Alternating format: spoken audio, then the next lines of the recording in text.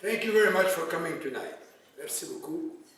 You know, I didn't think I was to be back here, this campaign, but difficult for me to say no, unless it's in Quebec and a referendum.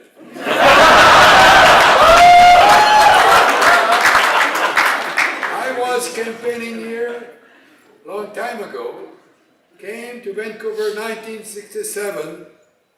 The biggest building was the Vancouver Hotel, and you have wanted to go back. The other day could not find it anymore. It was too small. And I came back and back and back. And I came in 1993 as the leader of the party and hopefully to become the Prime Minister. And I never thought that the Prime Minister of the day was to be defeated, and she was defeated because there was a very good woman running against her.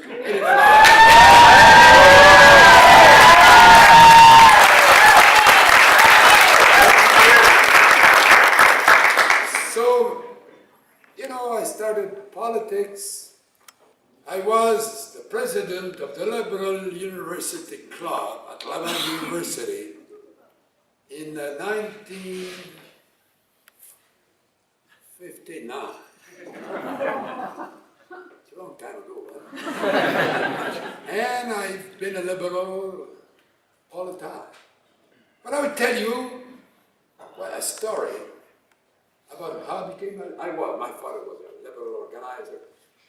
But as with my classmate, we went to visit the well-known, you know, former student of Trois-Rivières, Maurice Duplessis.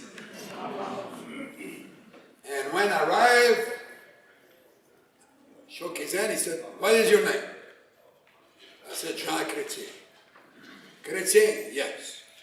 "Shawinigan?" "Yes." "Your father is Wally Chrétien?" "Yes, Mr. Duplessis." "Your grandfather was François Chrétien, mayor of Saint-Étienne-des-Grès?" I said, "Yes, Premier." "You're a goddamn liberal," he said. And here I am as a liberal, proud to be a liberal, helping to keep a liberal government, because, you know, this party is an example to the world. You know, we exist since 1867. We never changed our name. We have replaced leader once in a while in a very democratic way. We won 75% of the election, I guess, in this, after McDonald, I guess. And I'm a very proud liberal. Because when I'm traveling around the world, you know, people look up to us. When there is a survey in Europe, they always say, where would you go to live, like to live, if it were to be not in your country? Canada is always the number one. Why? It's because it's mainly we the liberals, we have built a country of moderation. A country that makes everybody comfortable.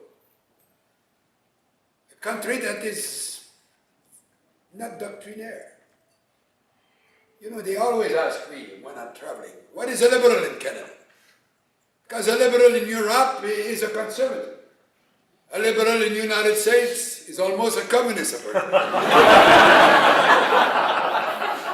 I say, Canada is with a certain person from the left says you're a right-winger. And when the people of the right says you're a left-winger, you're a very good liberal Canadian and Chrétien on top of it.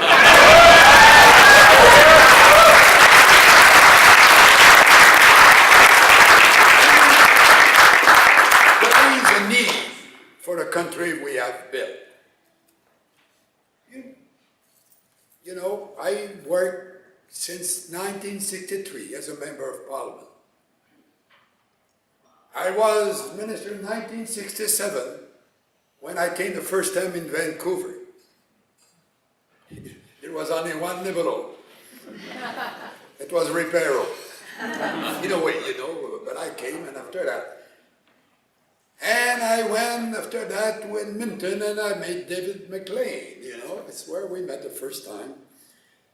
And I've started to know Canada from sea to sea to sea. And, that society where we have no discrimination with, we trust, we respect the people, whatever is their language, color of the skin, their religion. We don't live in the ghetto here. And when I look at this campaign, I'm afraid that the leader of the Tories will import the Trump policies to Canada, and I don't want it at all. But when I listen to him, it's all the same mentality. And for me, I think that rather than go for division, we have to go for unity. It's what I think.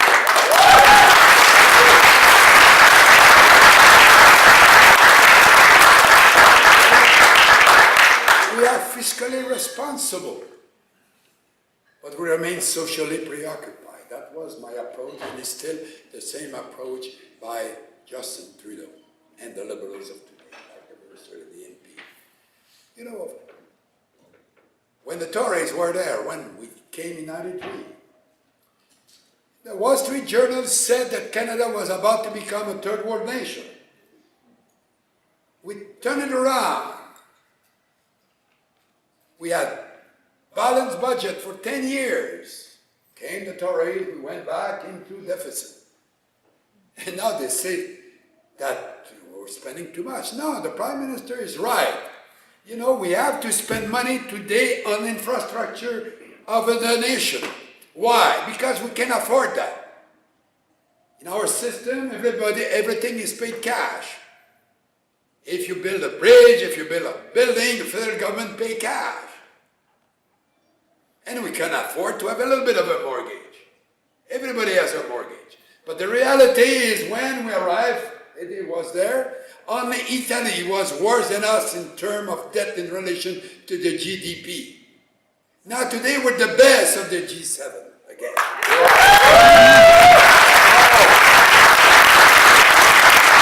Every year the debt is going down in relation to the GDP. That is the reality. But we have to invest in the future. And it's what we're doing. And my view is we have to be responsible. We cannot be doctrinaire. I was going in the city and I saw a train full of oil coming on the railway. In a way, I think it's perhaps more safe to have it in a pipe. Yes, it is. Normally, we have to look at that. They say we should not sell our oil. Some say that. Come on. God gave it to us, not to keep it in the ground necessarily. But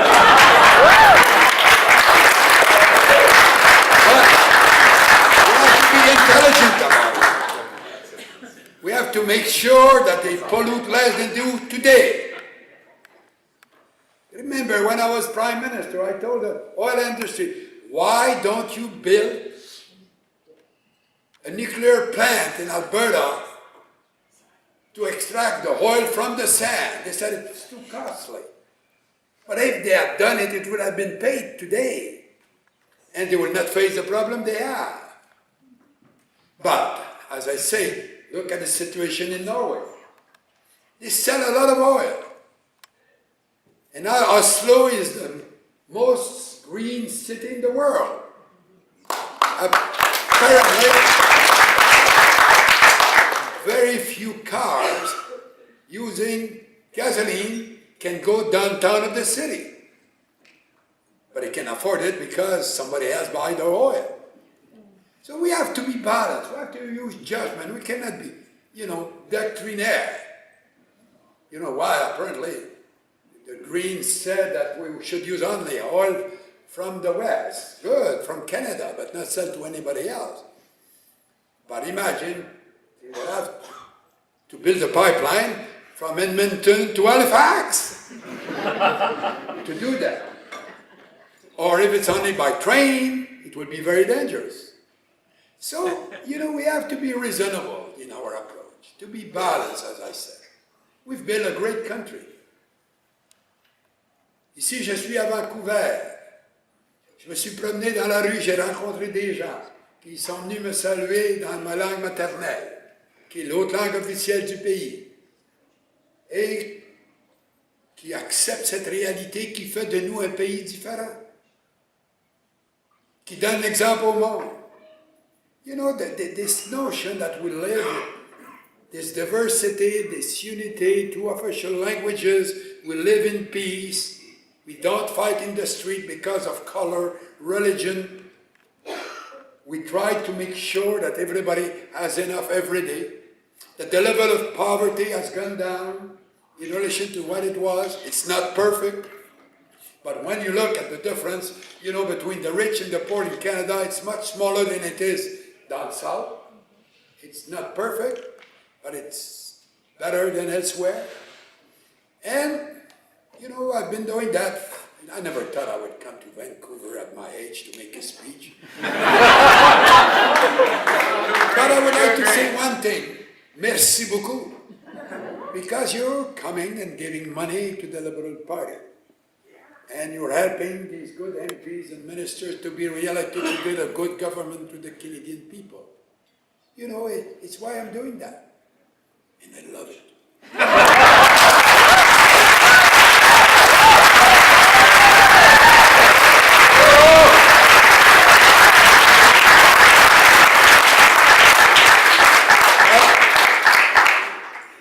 I said that earlier and I repeat it.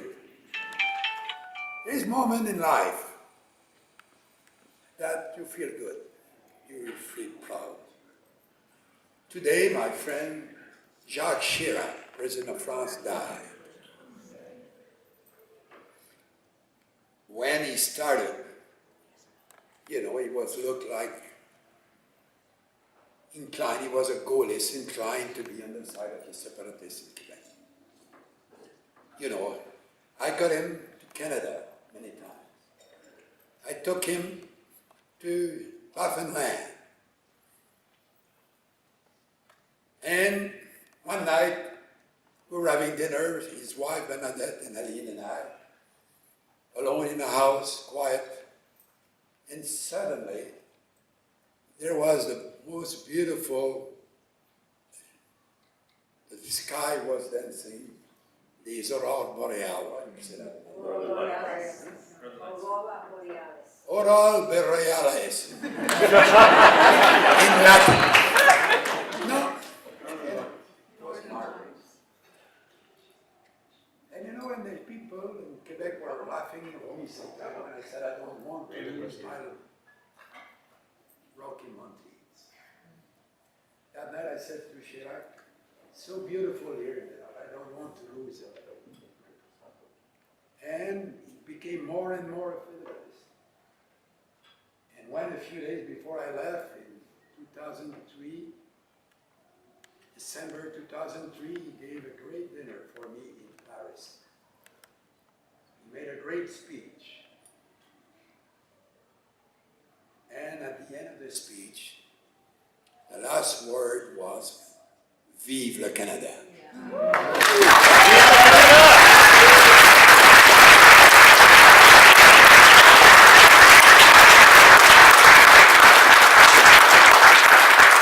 I remember the days that the other guy came, the go, and his successors shouted, Vive le Canada. So we made a lot of progress there. He passed away, but I was very impressed at what we've done in Canada. And, he gave his life. He was all his life in politics like me. And, to serve the people in a life, it's very rewarding. When I got elected, I could not speak English at all. Some say I don't speak it yet.